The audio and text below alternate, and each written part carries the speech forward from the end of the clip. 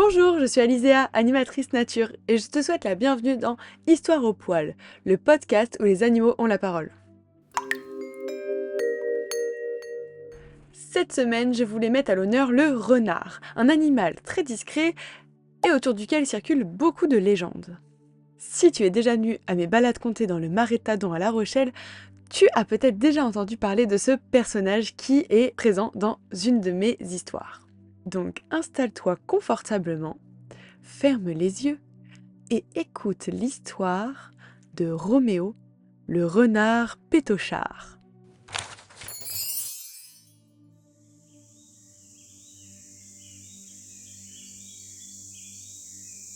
Dans une grande forêt, aux arbres très hauts et aux mousses toutes douces, vivait un petit renard roux nommé Roméo.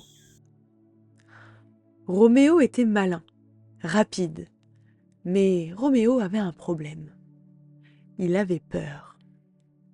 Peur des bruits, peur de l'ombre, peur du vent, et surtout, peur du cerf. Car dans cette forêt vivait un animal dont tout le monde parlait à voix basse. Le grand cerf au bois immense. Le cerf voit loin, disaient les hiboux. Le cerf est puissant, chuchotaient les souris. Le cerf peut charger, racontaient les vieux sangliers. Alors Roméo tremblait. Chaque fois qu'une branche craquait, il se cachait. Chaque fois qu'une feuille tombait, il fuyait. Et chaque fois qu'il voyait de grandes empreintes dans la boue, il courait le plus vite possible. Un matin, Roméo avait très faim, mais il n'avait plus rien à manger dans son terrier. « Oh, je dois aller de l'autre côté de la clairière, » pensa-t-il. « Mais c'est là que vit le cerf !» Son ventre gargouilla. Alors, malgré la peur, Roméo prit une grande inspiration et partit. La clairière était calme. Trop calme. Tout à coup, une grande silhouette apparut entre les arbres. Roméo se figea.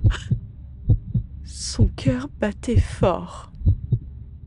Puis, une voix grave, mais douce, dit « Bonjour, petit renard !» Roméo ouvrit un œil.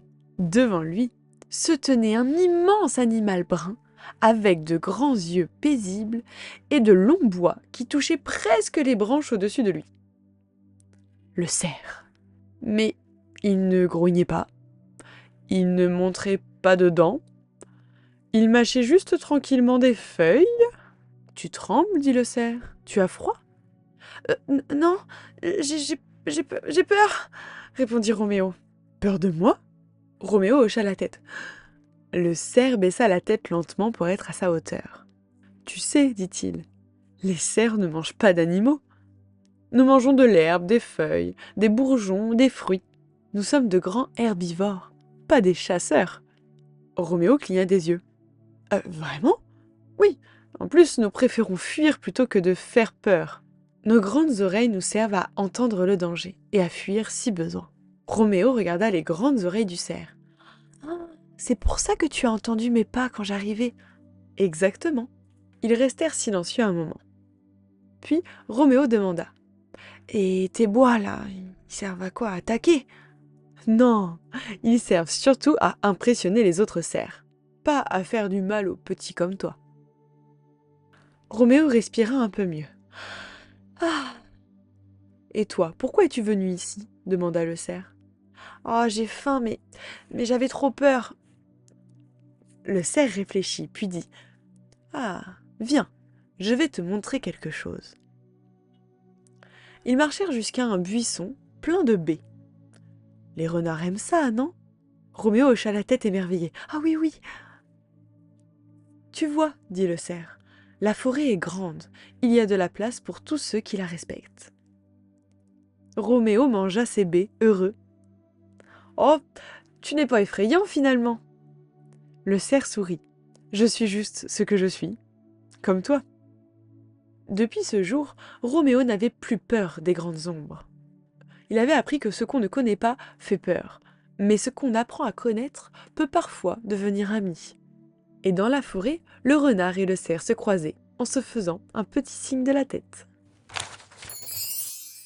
À travers cette histoire, Roméo nous apprend que la peur naît parfois de ce qu'on ne connaît pas, ou de ce qu'on ne comprend pas. Et apprendre, c'est déjà apprivoiser sa peur.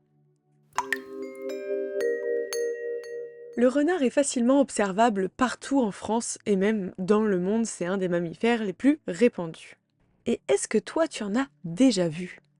Il peut être un petit peu partout autour de nous, dans les marais, les forêts et même dans les villes. D'ailleurs, pendant mes balades comptées, dont je parlais au début de cet épisode, qui se déroule au marais de Tadon à La Rochelle dans le 17 en Charente-Maritime, je vois souvent des empreintes du renard, notamment des crottes. Donc si tu habites dans le coin et que tu as envie d'observer ça de tes propres yeux, j'ai mis le lien des réservations dans la description, alors réserve vite un moment privilégié dans la nature avec moi. Et pour savoir identifier une crotte de renard, comment je fais? Eh bien je sais ce que mange le renard. Et avec ce que je trouve dans les crottes, je sais si c'est un renard ou un autre animal. Est-ce que tu sais ce que mange un renard? Si tu ne le sais pas, écoute mon épisode qui sortira samedi sur le portrait du renard pour apprendre ce qu'il mange, comment il vit, où il vit, son comportement, sa reproduction, etc. Alors je te dis à samedi, et en attendant, souviens-toi qu'il ne faut pas avoir peur des choses qu'on ne connaît pas. Apprendre à connaître, c'est déjà avoir moins peur. Allez, à bientôt!